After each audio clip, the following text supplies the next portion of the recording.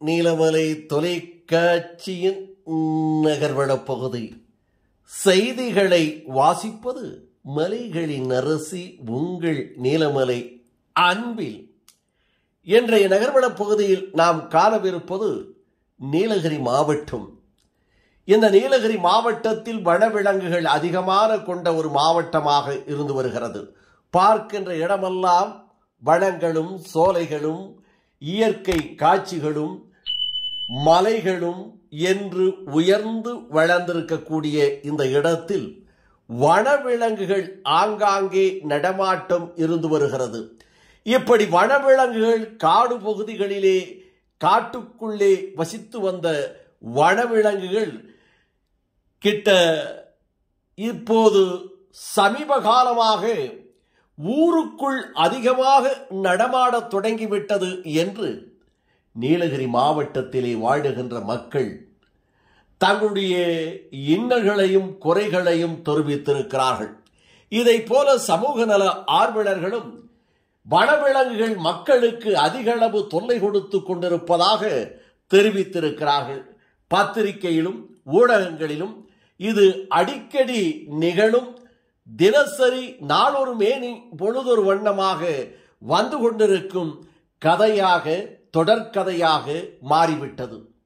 இதை போல நேற்றைய இரவு 4 கரடிகள் ஒட்டுமொத்தமாக மக்கள் குடியிருக்கும் பகுதிகளிலே சாலைகளிலே சாவகாசமாக சர்வசாதாரணமாக மழை பொழிந்து கொண்டிருக்கிறது, தூறல் இருந்து கொண்டிருக்கிறது.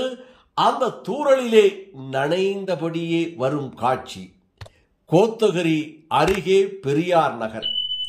இந்த பெரியார் நகர் பகுதியிலே சிசிடி கேமரா மூலமாக பதிவாகியிருக்கின்ற காட்சிகளை பார்த்து பொதுமக்களும் சமூக நல ஆர்வலர்களும் பெரியார் நகர் பகுதியிலே குடியிருக்கின்ற தேயிலை தோட்ட தொழிலாளர்கள், விவசாயிகள், பொதுமக்கள் என பலரும் அதிர்ச்சி அடைந்திருப்பதாக நமது செய்தியாளர் ஆஷா அமீத் அவர்கள் தெரிவித்திருக்கிறார்கள்.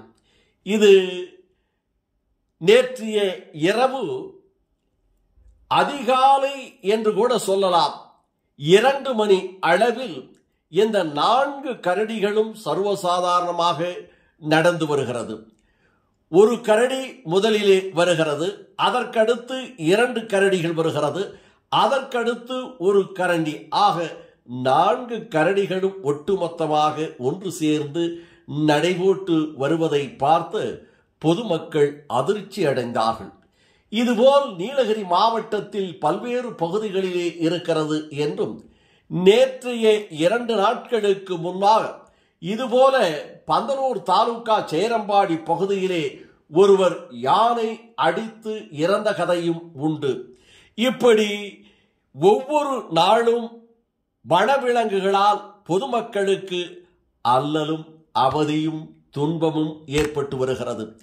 இதை வனத்துறை இந்த கரடிகளெல்லாம் கூண்டு வைத்து பிடித்து அதை அடர்ந்த வனக்காட்டு பகுதியிலே விடுவதற்கான ஏற்பாடுகளை செய்வார்களா என்று சமூக நல ஆர்வலர்களும் இன்னும் பொதுமக்களும் விவசாயிகளும் தேயிலை தோட்ட தொழிலாளர்களும் எதிர்பார்க்கிறார்கள் என்றும், இதை அரசும் கண்காணிக்க வேண்டும், அரசும் இதுபோன்ற வனவிலங்குகள் மக்கள் குடியிருக்கும் பகுதியிலே அதிக அளவு நடமாடக்கூடிய காலமாக இந்த காலம் இருந்து வருகிறது என்று வேதனையோடு பொதுமக்கள் நமது செய்தியாளரிடம் தெரிவித்தார்கள்.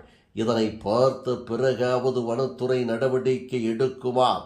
இந்த கரடிகளை எல்லாம் கூண்டு வைத்து பிடித்து அடர்ந்த வனக்காட்டு பகுதியிலே விடுவார்களா?